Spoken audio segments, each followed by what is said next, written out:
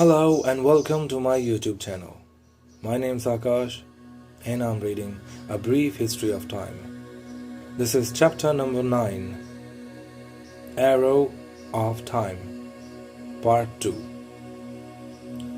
The universe would have started off with a period of exponential or inflationary expansion in which it would have increased its size by a very large factor.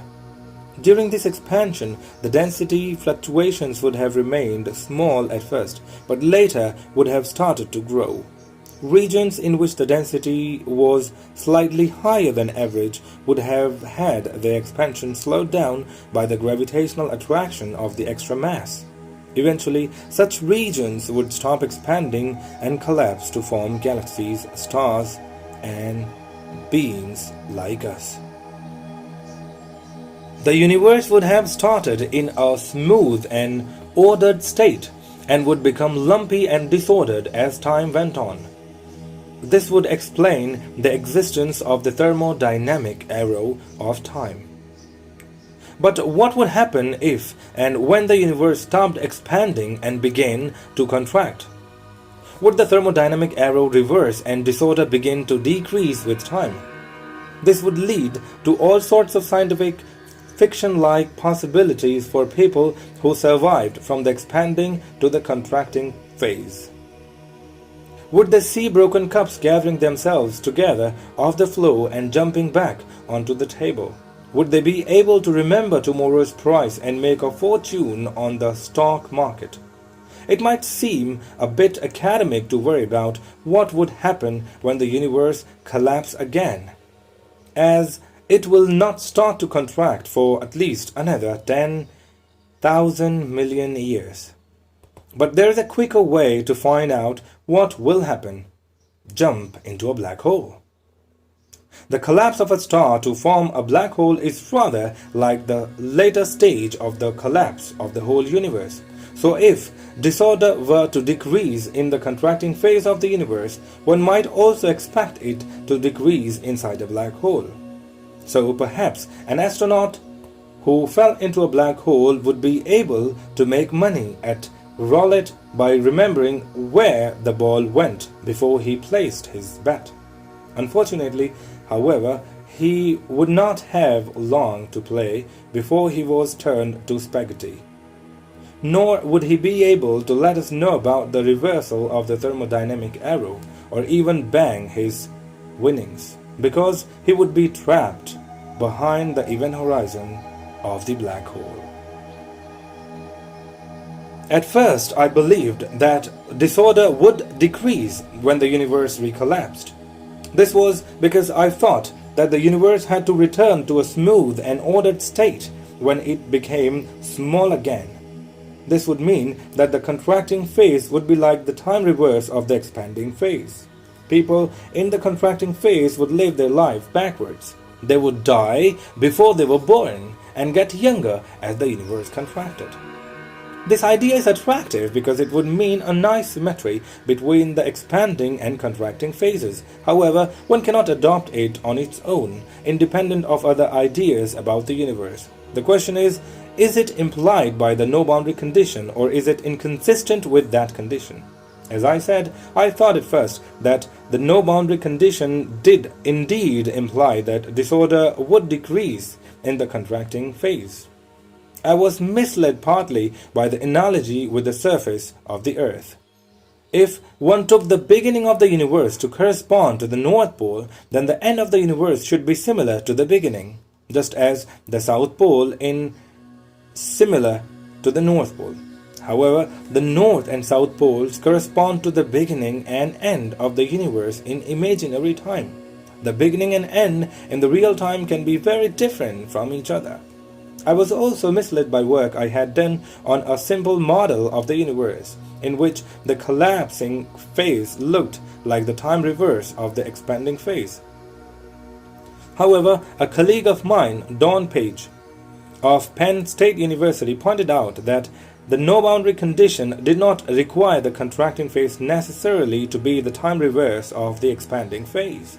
Further, one of my students, Raymond Leflin, found that in a slightly more complicated model, the collapse of the universe was very different from the expansion. I realized that I had made a mistake. The no-boundary condition implied that disorder would in fact continue to increase during contraction. The thermodynamic and psychological arrow of time would not reverse when the universe began to recontract or inside black holes. What should you do when you find you have made a mistake like that? Some people never admit that they are wrong and continue to find new and often mutually inconsistent arguments to support their case. As Eddington did in opposing black hole theory, others claim to have never really supported the incorrect view in the first place, or if they did, it was only to show that it was inconsistent. It seems to me much better and less confusing if you admit in print that you were wrong. A good example of this was Einstein, who called the cosmological constant, which he introduced when he was trying to make a static model of the universe, the biggest mistake of his life. To return to the arrow of time, there remains the question, why do we observe that the thermodynamic and the cosmological arrows point in the same direction? Or, in other words, why does disorder increase in the same direction of time as that in which the universe expands? If one believes that the universe will expand and then contract again, as the no-boundary proposal seems to imply, this becomes a question of why we should be in the expanding phase rather than the contracting phase.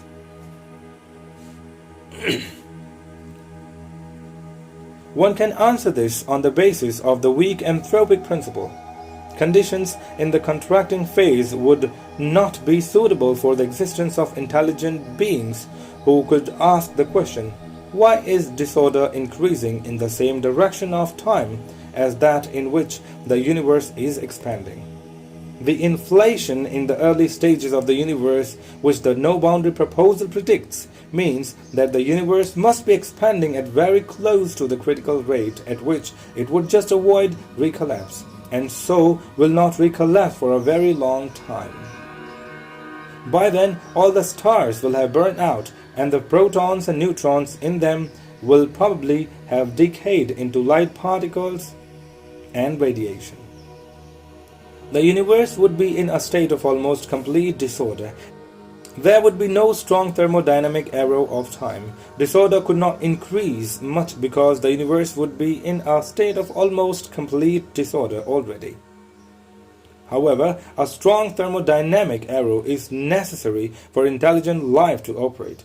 In order to survive, human beings have to consume food, which is in an ordered form of energy, and convert it into heat, which is a disordered form of energy.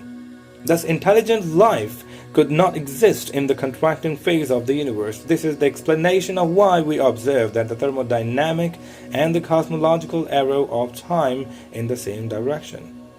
It's not that the expansion of the universe causes disorder to increase, rather it is the no-boundary condition causes disorder to increase and the condition to be suitable for intelligent life only in the expanding phase.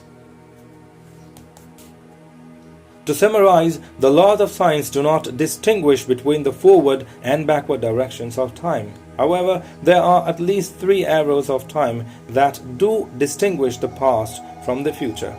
They are the thermodynamic arrow, the direction of time in which disorder increases; the psychological arrow, the direction of time in which we remember the past and not the future; and the cosmological arrow, the direction in which the universe expands rather than contracts.